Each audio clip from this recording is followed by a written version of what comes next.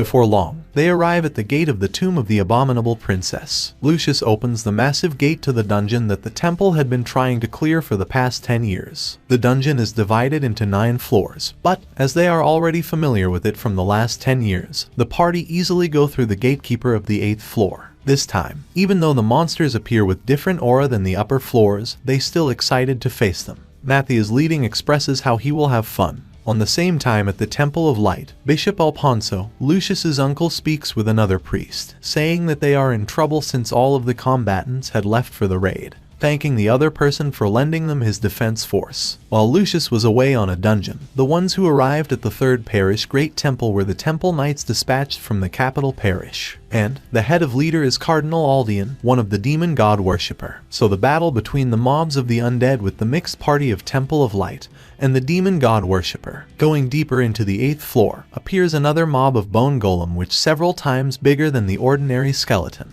With a single attack from the golem, the shock wave blasting so strong sending several party members flying. The priestess cast her magic, called the Chains of Light, to restrain the golem. It works for a moment, and the party starts attacking it, while simultaneously dealing with the skeleton warriors. Unfortunately, the golem breaks the chain, rampaging to the party. Then Matthias uses a light magic, praying to the goddess to shine a beam of light to coat his sword. In an instant, he strikes the golem twice, making a cross with his sword coated with light aura. He then tells everyone to keep their focus, explaining that if the bone golem is nearby, the summoner of the golem must also be around. It is a skeleton mage, a mid-rank skeleton monster. It can shoot magic, and can order skeletons of lower rank than itself. The mage will continue making the bone golems if they don't kill it first, so they need to kill it fast before there is too many members get hurt. In any case, they have to get closer to the mage for the attacks from the rearguard to reach it. But Matthias is looking for ancient tombstone, as if he doesn't find it, the battle will become a complete mess until he finds it.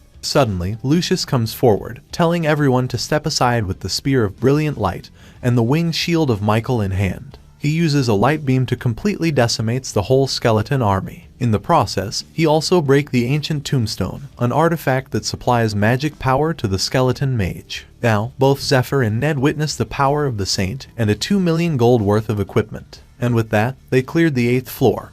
And before proceeding to the last floor, they take a break while Zephyr sneaks around to somewhere he knew from his previous life. He looks around for a certain secret mechanism in the dungeon until he finds it. Meanwhile, at the temporary conference room, Lucius briefs the captain about the 9th floor's layout and the boss in there. With that, they need to destroy all of the tombstones of each area. If not, they will fail again like last year's raid. Once they reached the entrance of the boss room, they were surrounded by an undead army from the secret passages, and countless lives were lost. Now, they cannot repeat the same mistake as before and must eliminate all variables, even if it takes time. In this raid, the most important missions in the raid is to conserve as much of his Lucius's stamina as possible, and escort him to the boss room in his best condition. It's possible for him, in his current condition, to defeat the monsters, as a year ago in the boss room, looking at a single monster was enough to break their morale. The gatekeeper of the boss room is so strong that they cannot break through. Suddenly, at the site appears a Shoggoth that surprises Matthias, as the demon god worshipper did prepare 5 Shoggoths to carry out their mission.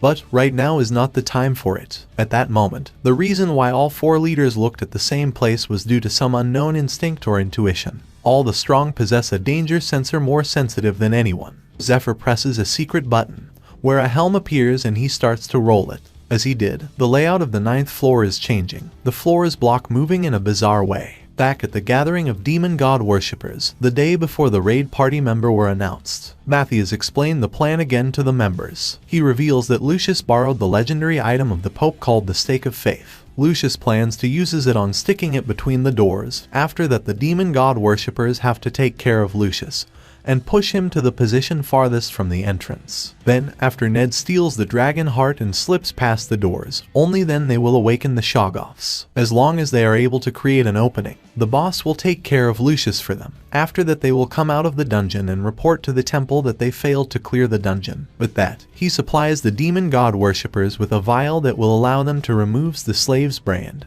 and also the flute that will control the Shoggoths. That's when Zephyr activates the contraption. He evaluates it won't turn into a complete disaster with all those healers, and calls out the Shoggoths. Before he goes, he shouts at the party to encircle them so it's easier for the healers to purify. So Zephyr activates the contraption, while at the same time, the 4 leaders looking at what he is about to do, while Matthias can only wonder what Zephyr is doing over there. It is explained that 3 years after the raid, the dungeon was being used to avoid the demons. It is a protective contraption the inner structure of the dungeon by moving every single structural material in the tomb.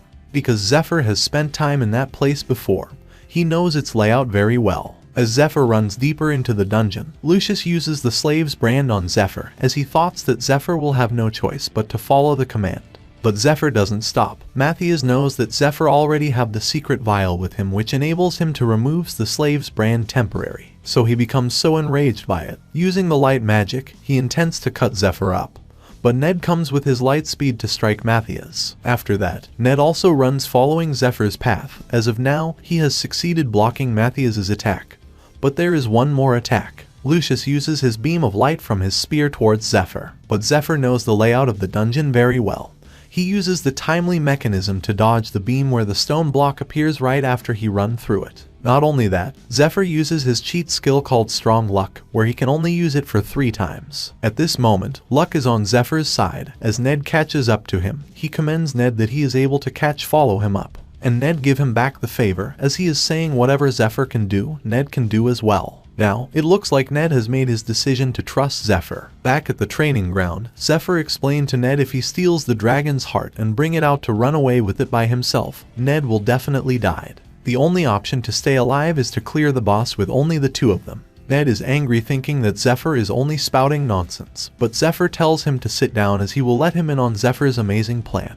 After he finishes, Ned thoughts that the plan indeed has a high chance of success. The problem is credibility. So Ned asks, what does Zephyr means by saying that Ned will definitely die if he run away with the dragon heart? Ned explains if he runs with the Dragon King style no one will able to catch him. Moreover, what if he becomes the owner of the dragon heart? So Zephyr tells him that the dragon heart can only be absorbed using a special method. If Ned recklessly absorb it, he will definitely die. Secondly, the one who came to the 3rd parish temple as the carrier is Carniel Aldean. If Ned doesn't show up at the meeting, Aldean's twin knights will hunt him down. The twin knights are one of the 10 strongest people in the entire continent. Not only that, the entire demon god worshipper will also hunt Ned down. Now, Ned decides to trust Zephyr with his plan, so they start bouncing around in the chaotic dungeon that constantly changing its shape. His nemesis, Cardinal Aldean, was an executive of the demon god cult, and he is close enough to his master to be put into such an important operation. It wasn't enough for Aldean to destroy Ned's life with a scam and to think that he has been deceived his whole life. Ned looks so furious with the thoughts of the demon god worshipper. A skeleton golem appears in front of them, so Ned uses his Dragon King style technique to kill it in an instant. He determined to destroy all of the demon god worshippers in the Temple of Light. Zephyr tells him to just focus on running, explaining that they will fail if they were even a second late. Zephyr understands how Ned feels, however, he can't afford to be swept along by his emotions. 10 seconds until Zephyr's strong luck runs out, they are about to face the gatekeeper of the boss room. The monster notices them and asks where his heart is. Not only that, he starts releasing his skill to strike them. As the aura blade comes toward them, Zephyr tells Ned to jump, and that's when they see the gap that leads to the boss room. So they evades the gatekeeper and slip into the gap at the last second, when the gap starts closing. In the end, they manage to get into the boss room. Ned is confused as he should be surprised or confused to be able to think they actually entered the boss room like that. As Ned is confused looking for the boss, a sound calling out to them, asking who they might be. She says that he can still feel the energy of her knight outside the door, wondering who they are to interrupt the slumber of the royal family. Outside of the boss room, the party finishes dealing with the Shoggoths. They regroup and confirming the number of the survivors. Lucius is wondering whether Zephyr didn't have a slave's brand from the start or he has something that nullifies the brand's effect. Moreover, right after the Shoggoths suddenly appeared, he activated some sort of contraption. All of that events are telling him one thing. An unknown number of demon god worshippers are hidden in his party. Lucius then asks Arno about Ned and Zephyr. Arno informs him that Zephyr entered the party through Ned's recommendation, and Ned is from the unit directly under Matthias. While Matthias is enraged with wondering whether they ran away because they were scared of facing the boss, and after making that much of a mess, he then commands his party to cease the operation, and to get ready to kill or be killed. as Lucius and his party are already prepared for the battle between the Temple of Light and the demon god worshipper. Lucius asks Matthias whether he has anything to say, where he expresses whether they really need something like words between them. Inside the boss room, Ned can't believe that the abominable princess, named Princess Eurydice, who massacred her people 1,000 years ago, was such a serene and beautiful person. But she can't hide her sorrowful eyes that bewitch Ned into wishing to lessen her sorrow. As Ned about to fall for the trap, Zephyr holds him off. To think that he would fall for such a basic illusion. Zephyr says that Ned is idiot. Then Eurydice laughs, saying what a shame that he missed her chance to eat Ned while changing to his true form. The serene and beautiful princess changed into a terrifying demon that lusting for blood. Welcoming the attack, Zephyr mocking Ned, saying that she is his girlfriend. Ned tells him to shut up, as he is already out of the illusion. A skill called Dark Hand, the red hand that absorb one's stamina, and the blue hand that absorb one's magic power. The great magician Eurydice can create hundreds of those hands at once. According to the Dungeon Clear report that Zephyr secretly read in his previous life, many party members fell prey to that skill and become Eurydice's potions. Lucius, against her, who endlessly absorbed stamina and magic power to recover, managed to miraculously defeat her in a half-dead state. Meanwhile, Zephyr can feel his yearning gaze for Zephyr's failure, as if he has been waiting for that moment. At the face-off between the Temple of Light follower and demon god worshippers, Lucius tries to interrogate Matthias with conviction. For now, it's impossible for Matthias to escape using the slaves, as he doesn't know the dungeon structure after it changes. So he has no other choice but to fight Lucius to death. But it's a terrible matchup for Matthias, as the saint is equipped with legendary grade items,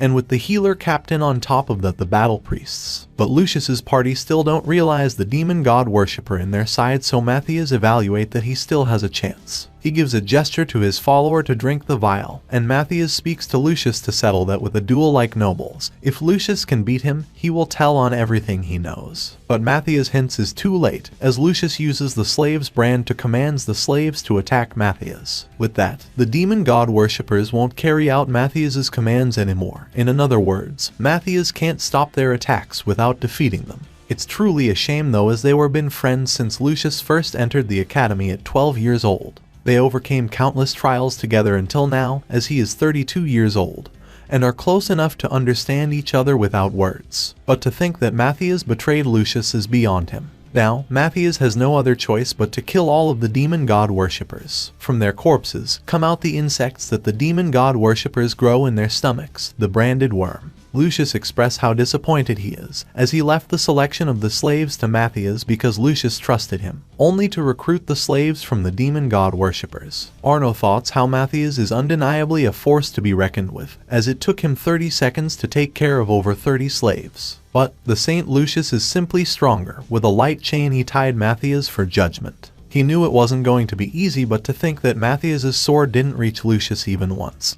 He wonders whether that was the fate decided by God. Lucius wants to at least hear Matthias's reason for the betrayal, but he refuses to answer and going to break the Stone of Revelation, a thing that allows Matthias to turn himself into a demonification form. Matthias thoughts if his fate is to be manipulated by the hands of God, and being human doesn't allow him to resist them, he determined to detach his life as human. Knowing that Matthias only demonified just earlier, Lucius commands his force to start attacking, so the priest all uses a light magic towards him. But it's useless though. In front of Matthias, their attack is gnaw, and in an instant Lucius appears in front of him, going to strike him with his overpriced equipment. With a skill called Judgment, he attacks Matthias. The shock waves goes so long that it looks like Matthias just being blasted open. But it can't be further from the truth, as Matthias hold the overpriced spear with a single hand of his. That surprised the party, so Leona feels the need to help Lucius. She thoughts that if a legendary item doesn't work on Matthias, she need to use the stake of faith that Lucius has trusted her with. As she moves forward, she fails to find it.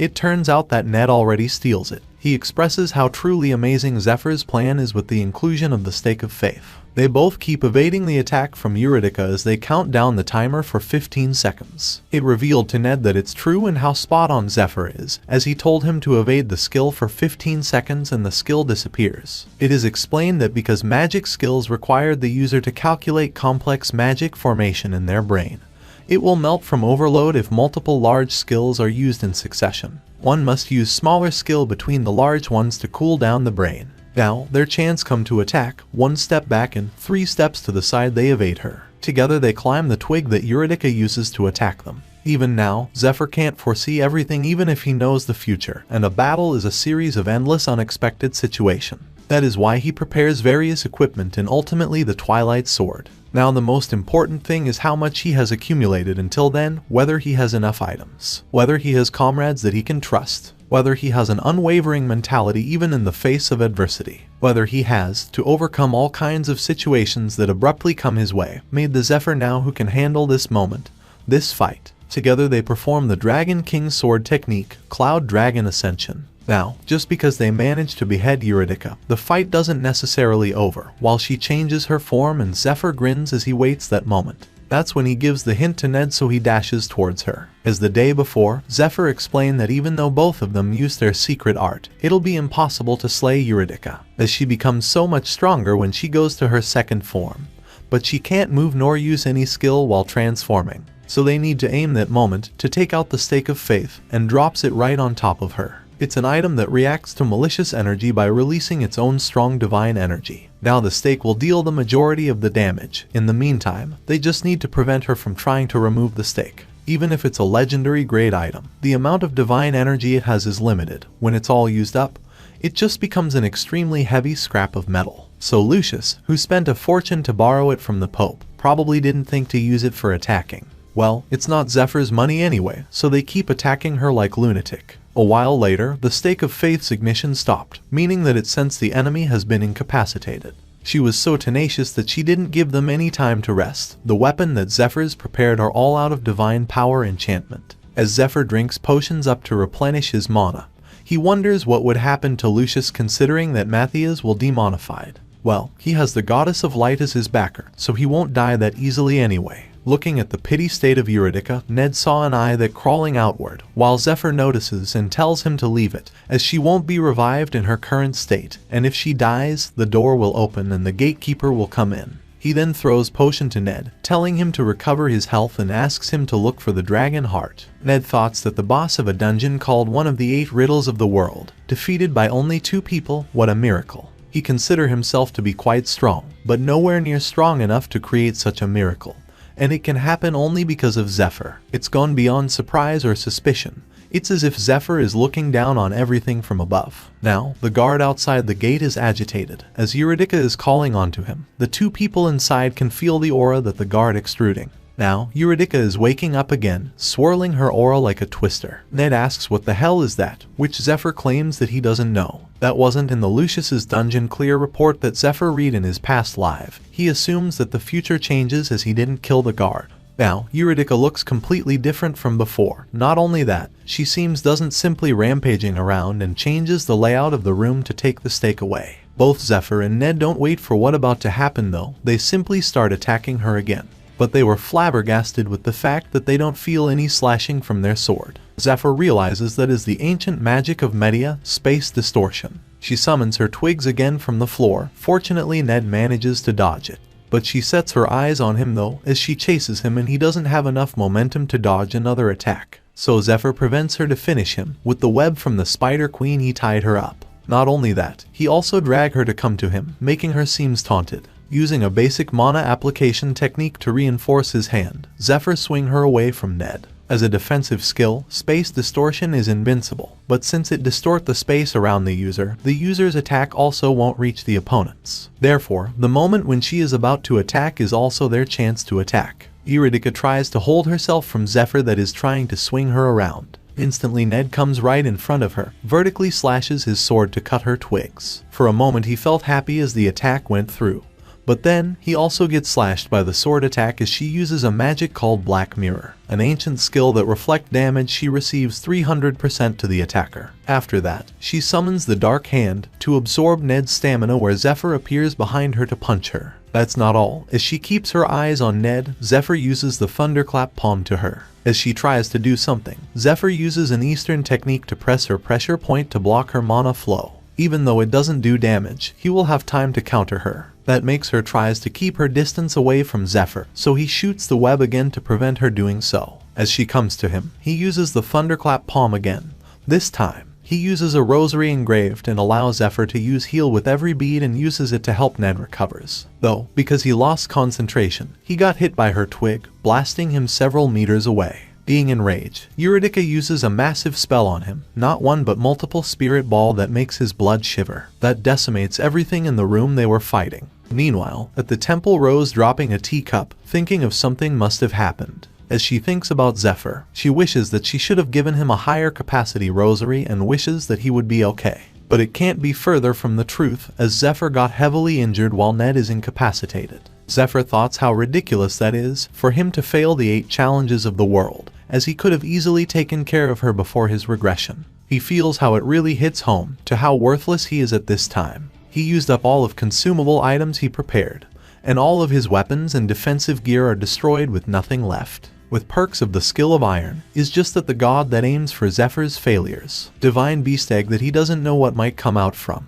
Strong luck that he has limited use and he already decided where he will use the remaining 2 chances. Sword of light and revive that will traps him after he used them. Those are neither goodwill nor gifts from the gods, as he remembers how the angel tells him that it's all just for entertainment for them. Their only use is to keep him tied down as they watch him despair while being surrounded by hope, while in truth they are just lashes. When Eurydice comes to him, intending to end his life, he thinks whether he is really going to die there, and all of his plan is bound to crumble no matter what he does. Zephyr decides to do something, and starts writing on the floor, things that will make all of the god feel like complete sheet. That's when the angel, Mercedes, appears asking what is the meaning of what he did, adding why does a human like Zephyr know about the blasphemous symbol. In turn, Zephyr feels happy that he cast a bait and caught quite a big fish. The proof that the gods lost disgracefully in the past. That's all what Zephyr knows about that symbol. What he is certain about it is that the gods decides it to be a taboo, and that anyone who even draws that receives divine punishment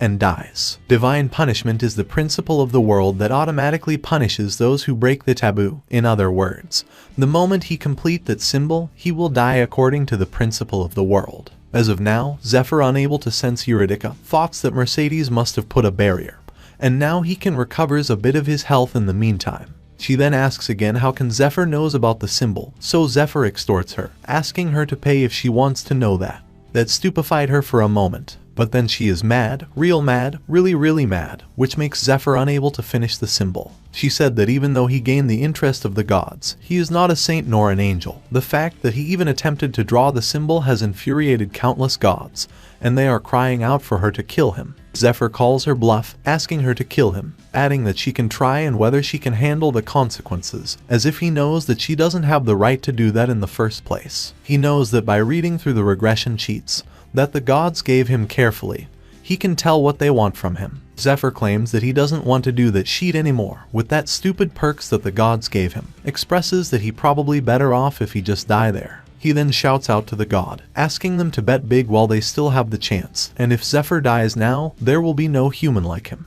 The god and goddess are watching as Zephyr express his thoughts, as the goddess of life is laughing, expresses how amusing he is, and the light comes down to earth, shines Zephyr up, telling the angel the message. As the light subsides, the time resumes and Eurydice looks so excited that she kind of really wants his meat. But her left hand suddenly gets obliterated and a horizontal slash coming her way to slash the red and dark hand. It turns out that Aria, the goddess of light, gives Zephyr the sword of light, which makes the other gods rioting to her, but she just say that she will add another weapon from her treasury to Zephyr later. Arcturus, another great gods, expresses how he did something unbefitting of one of the great gods, though he thoughts that he doesn't know what the demon god wants with Zephyr, so he will keep his eyes on the matter. Meanwhile, Zephyr faces Eurydice third form with the sword of light. Even if she was a great magician, there's no way that a human's magic can block a divine artifact. It is one-sided massacre. Even Eurydice's ancient magic is no match for the light, as he uses the exclusive skill to strike the evil magic from Eurydice, that in turns waking her up. In the end, she falls into Zephyr's arms. With the curses removed, she is able to think and talk. She expresses how it feels like a dream, asking who he is to be able to drive away the evil within her. He confesses that he is her successor, one of the 12 heroes, Zephyr. A flashback to when Eurydice is still a human. A man presents the dragon heart to her, a heart that formerly belonged to the black dragon Kaiseress. She accepts it, and along with the heart, her heart also got snatched by the man. And at that moment, she believed there would be nothing but happiness for them. but she was foolish. She explained that the last floor of the tomb is a great magic circle embodying the tree of life, the treasure of the elves. It is a facility that exists to purify the dreadful curse put on the black dragon's heart. She has extended her life by 1,000 years using the magic circle's power, and finally succeeded in purifying the dragon heart. But in exchange she was eroded by the curse and lost her humanity. Now, Zephyr and his companion pulled her out of the darkness, yet she doesn't know how she can repay them. So she asks, for what purpose does Zephyr want with the dragon heart? Instead of explaining because they don't have enough time, he asks her to read his memories. She saw all of it. His lonely journey to fight the demon god, how the angel asks him to entertain the gods, all of his cherished comrades that he made along the way, and his process going 10 years back to today. Meanwhile, a traces of flashes in the path of the battle between the Saint Lucius and his supposedly best friend Matthias. The demon thoughts how amazing he feels to have an omnipotence power like becoming a god,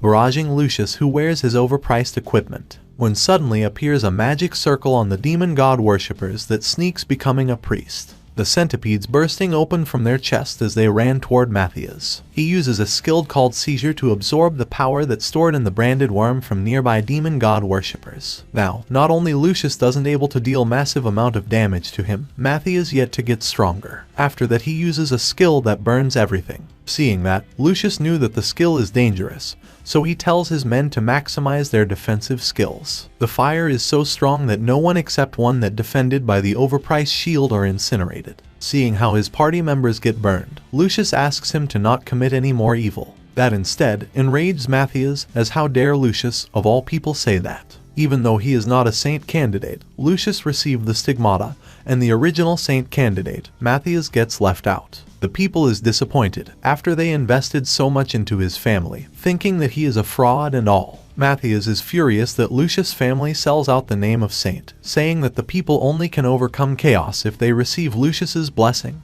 then extorted the assets of the devotees. He screams his lung out, saying that the Temple of Light is the true evil.